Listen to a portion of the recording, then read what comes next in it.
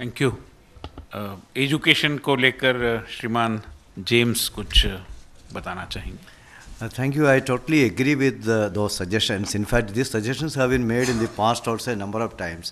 Ultimately, what happens is we do not link education with other societal needs. That's what the multidimensionality of SDG is talking about it. But again, when it comes to these things, what is that education? Oh, there should be so many graduates, there should be so many percentage postgraduates or so many PhDs and all that. We are not talking about the education leading to responsible citizenship. Yeah, making a person a responsible member, a useful member of the society in which the person is living. That is what. Many a time they know everything about a distant country than about their own village or their own city. This is what's the disconnect which puts, and well, nowadays in the SDGs and other health sector, one issue coming up is mental health, increasing number of suicides. If you really delve deep into these things, there is essentially because of this disconnect between their immediate environment. I am reminded of a report which I got today from Harvard. They say that domestic core, if people do, that reduces the need for going to gym. See, we refuse to do our normal work, and then which I used to say that people used to walk, go to walking in car. That we have to reduce. That's all. Thank you. Thank you. Leena जी?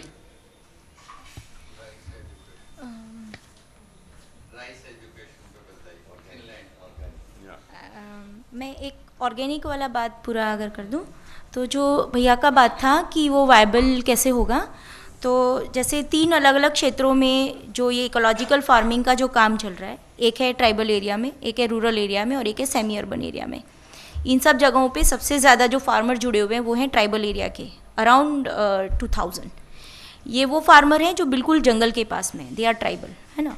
तो वो जो पहले से जो grow करते थे it was organic. फिर बीच में एक ऐसा फेज़ आया कि वो कुछ आ गया तो थोड़ा सा प्रॉब्लम हुआ, लेकिन फिर से उन्होंने सुधार लिया टाइम पे। लेकिन उनके लिए प्रश्न ये हुआ कि उन्होंने जो ग्रो किया उसका मार्केट कहाँ।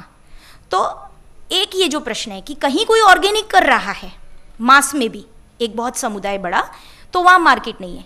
कहीं मार्केट में डिमांड है शहर से या जो भी समुदाय वहाँ पे है कि हमें ये चाहिए, और वहाँ अवेलेबल नहीं है। इस कड़ी को हम जोड़ेंगे कैसे? तो हमने एक ये किया कि अलग अलग जगहों पे जैसे होता है ना पैरामेडिकल टीम, इस तरीके के पैरा रिसर्च टीम या ऐसे युवाओं की टीम अलग अलग जगह शुरू की, और उसके सामने लर्निंग एक्सचेंज कि ट्राइबल एरिया के युवा बच्चे इधर आएंगे, यहाँ के बच्चे वहाँ जाएंगे और आमने सामने देखेंगे कि कहाँ क्या कमी है, वो भी यहाँ देखते हैं, ये वाले वहाँ जाके देखते हैं। तो मोबाइल वर्कशॉप होता है, ये सब जो होता है उसके ज़रिए ये भी होता है कि जब वहाँ करते हैं तो यहाँ के अच्छे अच्छे जो व्यापारी हैं, वो जो शोषणखोर नहीं है, वो जो चाहते हैं कि इस तरीके की फार्मिंग से वो समुदाय भी ऊपर आए और यहाँ का समाज भी अच्छा खाए। तो एक ये नेटवर्क बिठाया जिसके अंदर अभी 3000 फार्मर जो हैं वो जुड़े हुए हैं। और ये वो फार्मर हैं जो मैंने बोला, कोई और चाहे तो डिटेल मैं दे दूंगी कि वो मैन्यूर बनाने का प्रोसेस कैसा जिसमें कोई खर्च नहीं, क्रॉप के लिए दवा बनाने का तरीका कैसा जिसमें कोई खर्च नहीं, और ये बिना खर्च के बहुत कम में इस तरीके का प्रोसेस कि 5 बार पानी लगाना पड़े उसके बदले 3 ही बार इरिगेशन के लिए पानी की ज़रूरत पड़ेगा, है ना। तो इस तरीके से कर रहे हैं। नेटवर्क को और से और हम मजबूत करने की कोशिश करें। हमारी तो कोशिश ये है कि वहाँ से यहाँ के बीच में भी जोड़े, लेकिन नज़दीक में हरियाणा है, नज़दीक में पंजाब है, बहुत कुछ यहाँ नज़दीक में है, तो वहाँ के किसान दिल्ली के मार्केट से जुड़ने चाहिए। तो उसके लिए दिल्ली के समुदाय को, दिल्ली के समाज को वो डिमांड क्रिएट करनी पड़ेगी। तो आपको अपने आप वो किसान मिलेंगे, क्योंकि कोई किसान क्यों चाहेगा कि मर जाए, कोई किसान क्यों चाहेगा कि वो खूब सारा खर्च हो इस तरीके का खेती करे। हर किसान चाहता है कि वो लो कॉस्ट खेती करे, या जो अपनी पहले वाली खेती होती थी, कौन सा कोई खर्च होता था, वो करे। लेकिन उसका भी प्रश्न यही हो जाता है कि मुझे मार्केट कहाँ से मिलेगा। तो अगर यहाँ आप बनाएंगे तो वहाँ पे वो भी लगाएंगे, तो वो हो सकेगा, सेट हो सकेगा, बिल्कुल हो सकेगा और वायबल है। Thank you. मिस्टर आनंद, या दिल्ली के ट्रैफिक पर सवाल पूछा। लॉन्ग रन में काम करने का स्थान और रहने का स्थान पास में होना चाहिए, लेकिन शॉर्ट रन में और मीडियम रन में जो किया जा सकता है अभी, एक जो हमने लेयर डाली है अभी ring road, outer ring road, इसके ऊपर जो है फर्दर लेयर्स डालने का। दूसरा जो हमारा मेट्रो सिस्टम चल रहा है, पूरे दिल्ली में नहीं चल रहा, बहुत से क्षेत्र अभी छूटे हुए हैं, उनको जोड़ते हुए देन जो हमने मेट्रो सिस्टम डाला है उसके और नीचे जाके हम और लेयर्स दे सकते हैं मेट्रो सिस्टम की। और ये इसमें जो भी कॉस्ट आएगी ईजिली रिकवरेबल इसलिए है कि आज कोई व्यक्ति जो है मेट्रो में जाने से झिझक क्यों रहा है। आज वो चाहता है मेरे पास बड़ी गाड़ी हो, इसलिए चाहता है कि मेरे अड़ोसी पड़ोसी रिश्तेदार देखें। मैं आपकी बात से सहमत हूँ, लेकिन वो 15 किलोमीटर गाड़ी नहीं चलाना चाहता खुद, तो वो उसके लिए बहुत अच्छा होगा कि अड़ोसी पड़ोसी रिश्तेदार भी देख लें और 1, 1.5, 2 किलोमीटर पे जाके वो मेट्रो में अच्छी पार्किंग में खड़ी भी कर दें और उसके बाद में वो यात्रा कर ले, उसको जगह मिल जाए, कम से कम आधे रास्ते उसको बैठने की जगह मिल जाए। और ये लेयर्स जो है आसानी से रिकवर हो सकती हैं। लास्ट बात ये कहना चाहूँगा, अतुल जी सहमत होंगे इस बात से कि अगर भारत जो है इंग्लैंड के अंदर मेट्रो बना सकता था 150 साल पहले, तो भारत में तो बना ही सकता है। नहीं, हमने हमारे पैसे जमा बनी।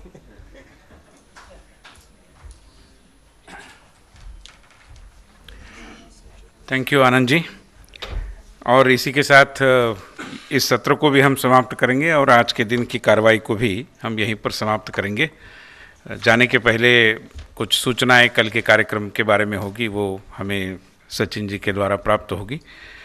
मैं केवल 2-5 मिनट कुछ मेरे विचार इस विषय के बारे में शेयर कर रहा हूँ। यद्यपि मैं कोई इकोनॉमिक्स का छात्र नहीं हूँ, मगर जो भी चिंतन यहाँ पर रखा गया विशेष रूप में मनुष्य और प्रकृति के संबंधों के बारे में, और जिस पृष्ठभूमि पर यानी हम सस्टेनेबल डेवलपमेंट गोल्स की चर्चा कर रहे हैं, और कई बार मुझे लगता है कि ये सस्टेनेबल ये जो विशेषण है ये डेवलपमेंट के लिए है या गोल के लिए है, ऐसा भी संभ्रम निर्माण हो, क्योंकि सारे गोल्स इतने अचीवेबल नहीं लगते अपरेंटली।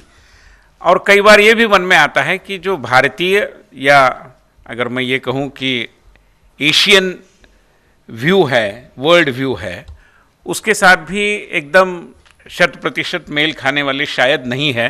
हो सकता है कि हमें बियॉन्ड सस्टेनेबल डेवलपमेंट गोल्स अपना थिंकिंग ले जाना पड़ेगा, क्योंकि सोच अलग अलग होती है। और यूएन के यहाँ पर भी काफ़ी विचार मंथन के बाद ये गोल्स बने, ऐसे नहीं कि किसी के मन में आए उसने लिख दिया।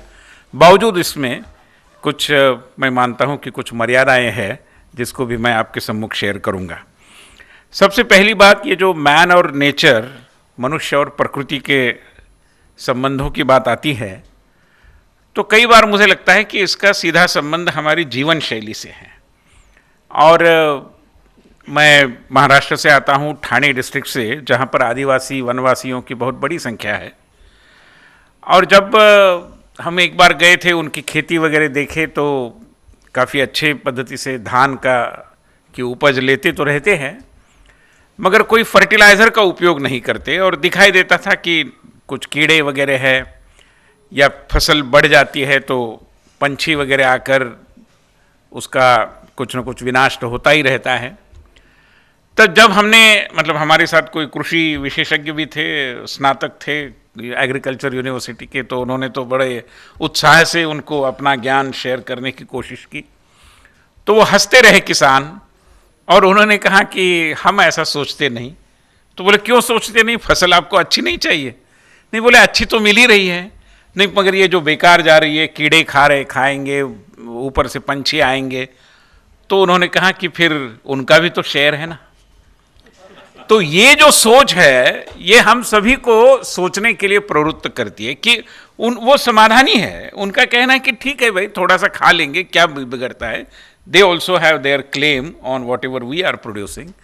तो मैं मानता हूं कि अभी ये सोच और उपज बढ़ाने की हमारी कुल मिलाकर एक सारी जो कवायद हो रही है वो, और अनाज का उत्पादन बढ़ाने के विषय में हमारा आग्रह, जो सही भी है एक दृष्टि से, इसको कैसे हम मेल बिठाए। मतलब कई अंतर्विरोधों के अंदर से हमें गुजरना पड़ता है।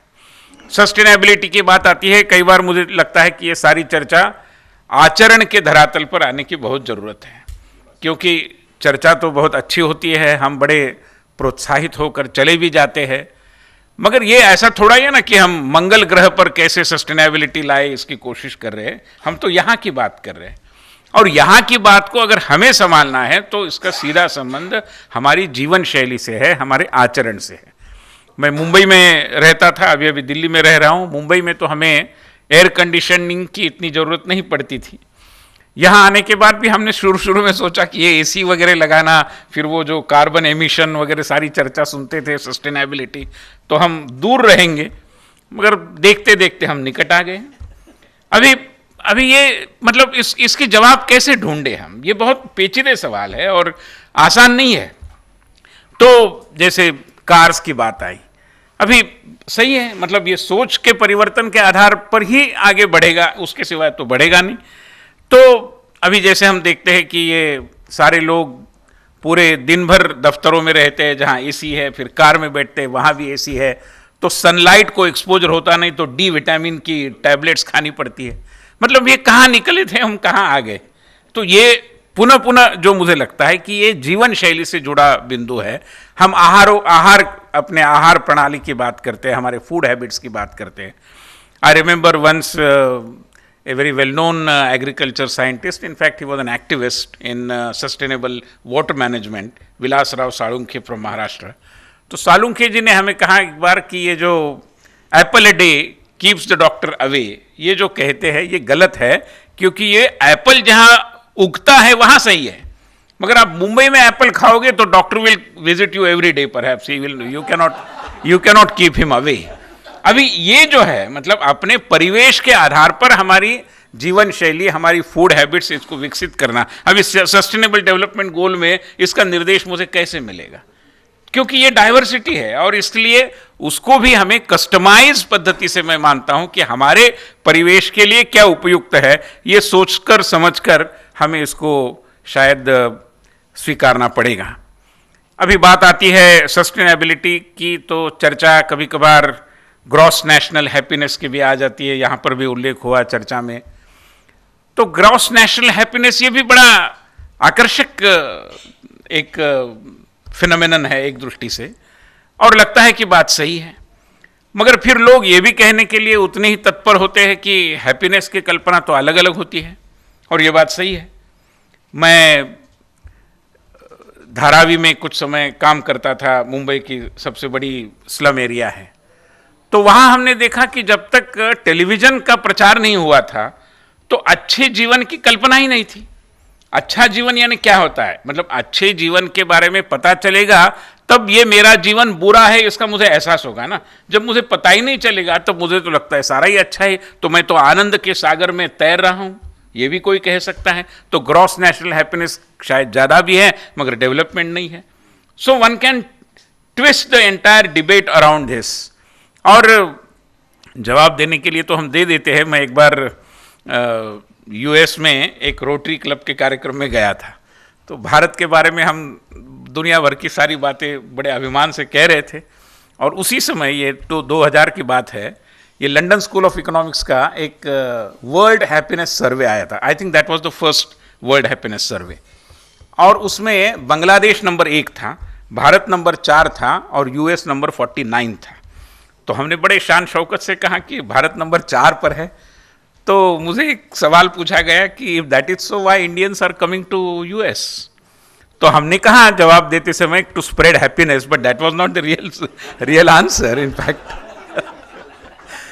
तो हैप्पीनेस भी ऐसा ही विषय है, मतलब कहने के लिए तो हम कह देंगे, मगर आखिरकार ये जो मटेरियल डेवलपमेंट की बात है, आत्मिक विकास की बात है, इन सब का मेल बिठाना मैं मानता हूं कि यहाँ पर हम सबकी एक परीक्षा है। उस दृष्टि से कई बार मुझे लगता है कि ये मिलेनियम डेवलपमेंट गोल का जो डिस्कोर्स है इसमें, और मैं नहीं मानता कि anybody can claim that this is the last word, should not be, इसमें भी कई सुधारों की और समय समय पर कुछ परिवर्तन की जरूरत। जैसे उसमें कहा गया है डिसेंट वर्क, सम्मानजनक काम होना चाहिए, सही है, मगर क्या हम श्रम प्रतिष्ठा की संकल्पना में विश्वास करते हैं तो क्या हर काम सम्मानजनक नहीं है? गांधी जी तो पाखाना साफ करने में भी कोई असम्मान नहीं मानते थे, हम भी नहीं मानते। तो सम्मानजनक यानी क्या होता है? यानी बेसिकली श्रम की ओर देखने की हमारी दृष्टि में कहीं परिवर्तन करने की जरूरत है। सम्मानजनक श्रम तो सारा श्रम सम्मानजनक ही है, तो शायद भारतीय परिवेश में हमें इसको श्रम प्रतिष्ठा कहना चाहिए कि श्रम को हम कम न आके और फिजिकल लेबर को भी उतनी ही प्रतिष्ठा दे। I mean one of the amendments which may be we can propose. मुझे कुल मिलाकर ये सारी जो चर्चा है उसको अगर वाकई में हमें एक जमीनी धरातल पर उतारना है तो लगता है कि इस संदर्भ में एक कलेक्टिव ओनरशिप की ज़रूरत है, और जब तक ये कलेक्टिव ओनरशिप नहीं आएगी तब तक ये बहुत अच्छे ब्रोशर्स का, सेमिनार के रिपोर्ट्स का, यूएन के अध्ययन का ये विषय तो रहेगा, और उसको मैं कम नहीं आंक रहा हूँ, it is important, but perhaps more important is to find the ways and means of translating into reality via our own behavioural aspect.